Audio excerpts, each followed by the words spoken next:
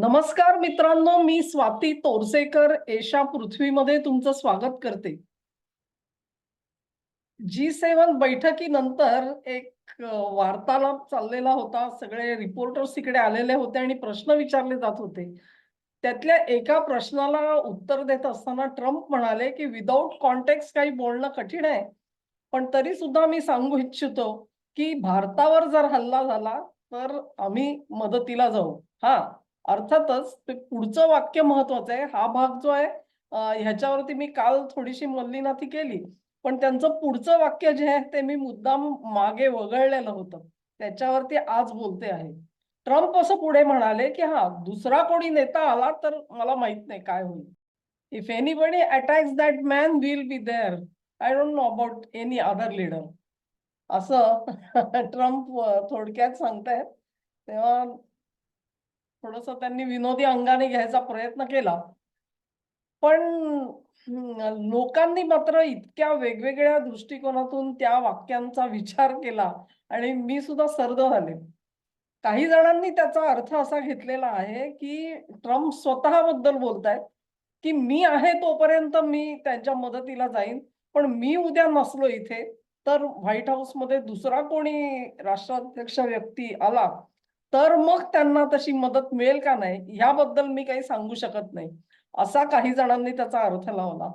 तर काही जणांनी जो अर्थ लावलाय तो असा आहे, की मोदींच्या जागी दुसरा कोणी पंतप्रधान आला, तर त्याला असा सपोर्ट द्यायचा का नाही ह्याच्यावरती आम्हाला विचार करावा लागेल. आता दोन्ही बाजूनी तुम्हाला इंटरप्रिटेशन करता येईल. लोक किती सेन्सिटिव्ह झालेत हा त्याचा अर्थ आहे, की एक क्षण मोदी आणि ट्रम्प यांची जी काही इंटरॅक्शन झाली त्याच्याबद्दल त्याच्यावरती लोक विचार करतायत. आणि अर्थ स्पष्ट आहे, की भारतीय लोक हे मनातून भयंकर दुखावले गेलेले आहेत. एकंदरीतच ट्रम्प आणि त्यांची टीम ज्या पद्धतीने वागते आहे, अजून सुद्धा कोणालाही हमी नाही. कोणालाही त्यांच्याबद्दल आत्मीयता, ममत्व नाही. म्हणजे जे सुरुवातीच्या काळामध्ये ट्रम्प यांनी काही चांगली कामं केलेली आहेत, पण त्या सगळ्यावरती पाणी पडलं म्हणतात ना, तशी अवस्था झालेली आहे. आणि म्हणून अ, ते म्हणतात ना, की एकदा तोंड पोळलं, की माणूस ताक सुद्धा फुंकून प्यायला सुरुवात करतो. तशी अवस्था झाली आहे. म्हणजे हे इतकं खेळीमेळीत दिलेलं जे उत्तर आहे, त्याची सुद्धा इंटरप्रिटेशन्स लोक करायला लागलेत आणि मग तो जो जोक आहे दुसरा नेता कोण? हा दुसरा नेता जो आहे तो ट्रम्प यांच्या जागी येणारा नेता आहे का मोदींच्या जागी येणारा दुसरा नेता आहे? आणि नेमकं ट्रम्पला सूचित काय करायचंय? याबद्दल लोकांची चर्चा चाललेली दिसली. पण मी माझं मत सांगते ते कदाचित चुकीचं असेल. तुमचंही मत असू शकतं. तुमचं जे काही मत असेल ते मला ईमेलमधून जरूर कळवा.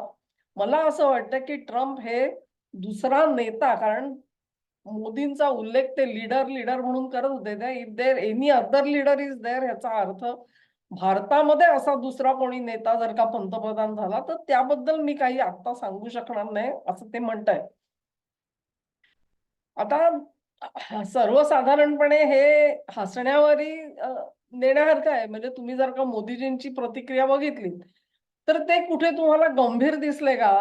ट्रम्प बोलतायत त्याला ते त्यांनी वातावरण जे आहे ते खेळीमेळीचं ठेवायचा प्रयत्न केलाय. म्हणजे सुरुवातीला त्या संभाषणाच्या सुरुवातीला मोदींनी घणाघाती ऐकवलं त्यांना, की आमच्या नाविकांवरती जो हल्ला झाला तो भारताने सिरियसली घेतलेला आहे आणि अमेरिकेकडून अशा पद्धतीच्या आगळीकी होऊ नयेत याच्याबद्दल भारत किती इन्सिस्टिंग हा पॉइंट जो आहे तो मोदी करतायत हे बघण्यासारखं आहे. त्याचबरोबर ट्रम्प यांनी सुद्धा एक छोटंसं भाषण केलेलं तुम्हाला दिसेल. त्याच्यामध्ये नॉर्मली नेता जो बसलेला असतो ते आपण अशी मान हलवतो. हां, बरोबर आहे. हां, बरोबर. तसं मोदींनी कुठलीही प्रतिक्रिया दिलेली नाही. म्हणजे एक प्रकारे त्यांनी ट्रम्प जे काही बोलतायत त्याच्यापासून आपण लांब आहोत, इतकी तटस्थता दाखवण्याचा प्रयत्न केलेला आहे. कुठल्याही ह्याच्यामध्ये ट्रम्प हे आपल्या जवळीकीमधले नाहीयेत, हे मोदीजी दाखवून देतायत तिथे. आणि त्याला अर्थातच कारण अमेरिका आहे, ज्या पद्धतीने इथे उचापती चाललेल्या आहेत आणि कट कारस्थानं रचली जातायत. त्या बॅकग्राऊंडवरती कुठलाही पंतप्रधान असाच वागेल मोदी जे काही वागले त्याच्यामुळे भारतीय माणसं सुखावलेली आहेत हे मी म्हणू शकते, कारण त्यांच्याकडून तीच अपेक्षा होती. भारत जर का गप्प बसला असता, म्हणजे यापूर्वी हा प्रश्न मार्को रुबियोंकडे विषय काढला गेला आणि त्यांनी तो धुडकावून लावला, की "हां, ठीक आहे. व्हॉटेव्हर इज युअर लक." म्हणजे तुमचे जर का नाविक त्याच्या, आम्ही काय त्याच्यामध्ये भारतीय आहेत बघून गोळीबार केलेला नाहीये. तुमची माणसं असतील तर ती दगावली असतील. अशा पद्धतीचं अत्यंत कॅज्युअल उत्तर रुबियोंनी दिलं. ट्रम्प तसं उत्तर देऊ शकलेले नाहीयेत, कारण आत्तापर्यंत ट्रम्प प्रशासनाला एक लक्षात आलं असेल, की ह्या प्रश्नावर भारत अतिशय गंभीर आहे. आणि आता इतक्या गांभीर्याने आणि हायेस्ट लेव्हलला पब्लिकली सर्वांसमोर हा प्रश्न काढल्यानंतर ट्रम्पना अर्थातच 2 पावलं मागे येणं हे क्रमप्राप्त होतं.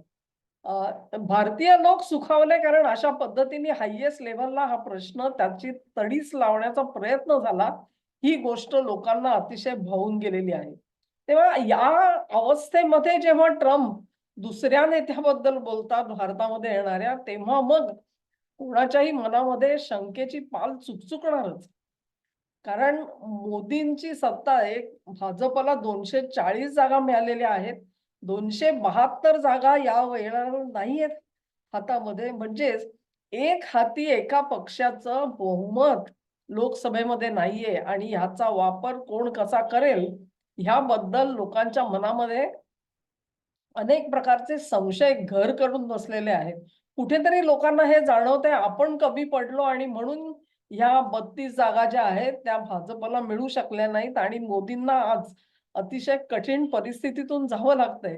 ह्याचं एक वैषम्य त्यांच्या समर्थकांना जरूर आहे.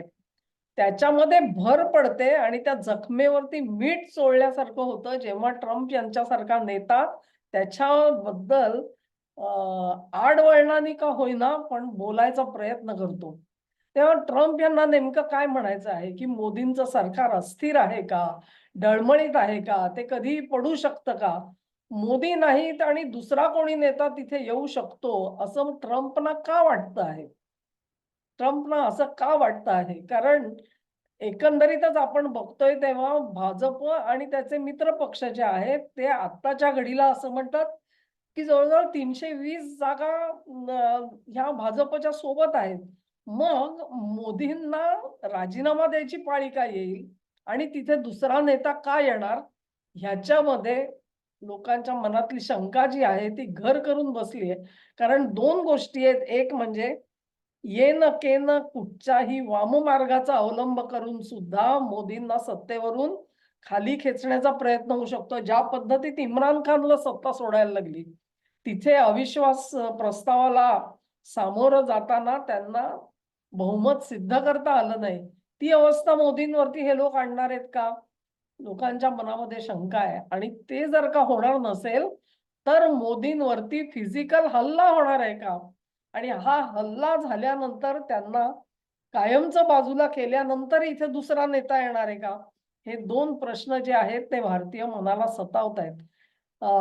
जे कोणी हा व्हिडिओ ऐकत असतील कदाचित अमेरिकन प्रशासनापर्यंत मेसेज देऊ शकेल अशी व्यक्ती जर का हा व्हिडिओ ऐकत असेल, तर त्यांना हे लक्षात येईल, की अमेरिकेने भारतीय मनाला किती दुखावून ठेवलेलं आहे ते.